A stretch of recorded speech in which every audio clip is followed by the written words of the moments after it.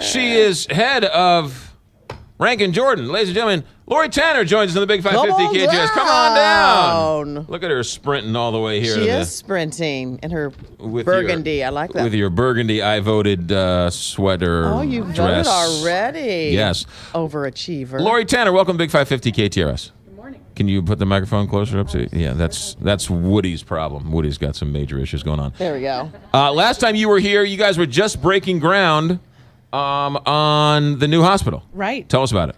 Well, we are pretty much on schedule. You wouldn't believe, I can't believe every day I go out and it just looks completely different out there. It doesn't look anything like it used to. Right.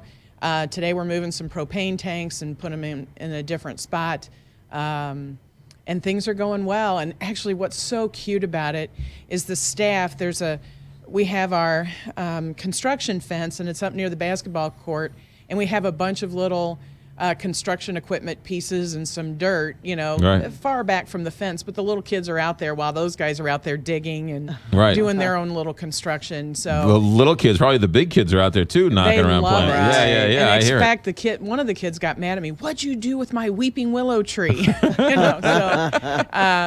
But the kids are enjoying it, and it's, the folks at McCarthy are doing a fabulous job. What's the goal of the extension? What's the plan here? Well, we will essentially double our space. We have 62,000 square feet today. We'll have 78,000 square foot additional in this expansion. We will double our clinical space, so we'll have a total number of 60 inpatient beds. We'll be able to expand our outpatient therapy programs. We'll do a better job of having some staff space.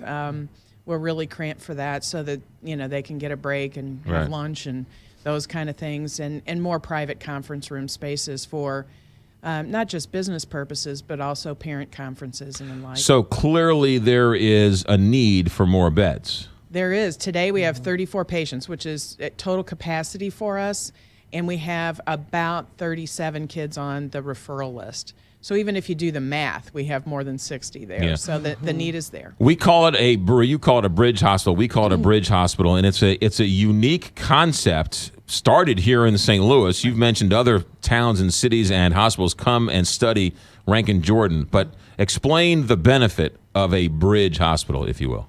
We're able to, and the reason we came up with bridge is that we bridge the gap for medically complex children. They're the sickest of the sick kids in our communities, that we bridge the gap between the big hospitals, more often than not, the intensive care units and home.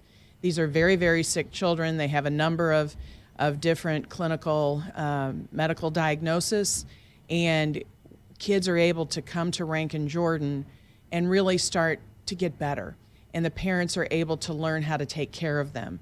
Most of our patients take, on average, 18 doses, or not 18 doses, 18 different medications a day. 18. That's not the number of doses. So these parents really need to learn how to give the medication, what side effects to look for. Also, some children are on ventilators and have tracheostomies for breathing and feeding pumps, and then the other therapeutic interventions that parents need to maintain at home. You can definitely tell that it's a benefit to the parents, but it's also, you told me, a benefit to the hospitals as well, because it frees up a bed. It does. It really allows the ICUs here in town and across Missouri and Illinois, and we get kids outside that ring as well, so that they can take a new patient that had a trauma, or they found a organ and they can get a kid in the ICU. And it's really when they're medically stable and they don't need, the full court press that you get at Cardinal Glennon or Children's here locally, but we still need doctors and nurses around the clock. Yeah, it's really a brilliant idea. Now, you also do a lot of outpatient, too, which a lot of people don't know about. We do. We have physical therapy, occupational therapy, and speech. We also have the only pediatric aquatherapy program. We have our own pool here in St. Louis. And I call that physical therapy by land or by sea. And we involve the siblings when it's possible into the aquatherapy program. Kids think they're playing, but they're really getting some good benefit out of it. And a lot of times that sibling can encourage their brother or sister to do more. Yeah, that's good stuff. All right, what's going on at Codner Gallery?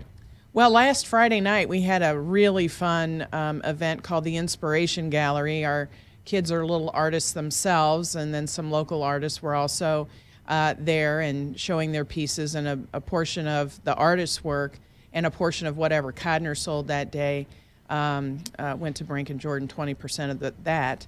And then the artwork that the kids did, we had a great turnout, and I think we probably raised $4,000 or $5,000. Yeah. It was a great night. Back to the expansion. I know where the new hospital's going is where Mike Matheny held his baseball clinics and his baseball games. Where is that going now? Well, we'll have a wheelchair-accessible baseball field.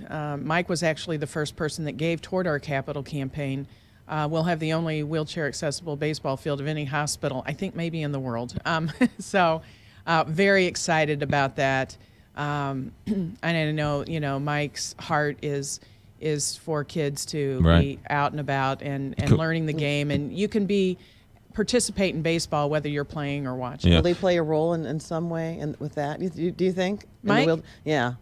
Oh, I'm sure he'll come out and we'll have a big. I can't wait because we're going to have an opening day that would be similar to the one that we experienced with the Busch Clydesdales Stadium. and everything else. I'm working on a Clydesdale. I think it'll happen. I want to go and heckle Matheny for some of his moves he makes at Ranken Jordan. All right, what's coming up on the gala on January 14th? Well, we're getting really excited. The theme is Casablanca, and the thing that I love about it is it's the beginning of a great relationship. And so, for folks to, have a relationship with our kids and vice versa.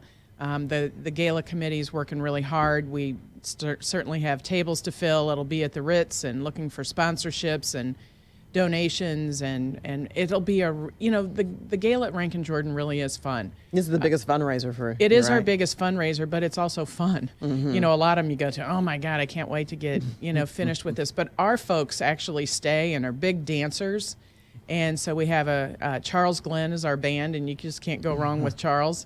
And it's really fun, and it's a very moving night as well. January 14th at the Ritz. To find out more information, where can we go? RankenJordan.org, or they can give us a call at 872-6400. I also know that people do a lot of end-of-year giving, and at Ranken Jordan, you're more than happy to give people a tour to explain, because as much as you can talk about it on the radio, once I took a tour, it made all the sense in the world to you.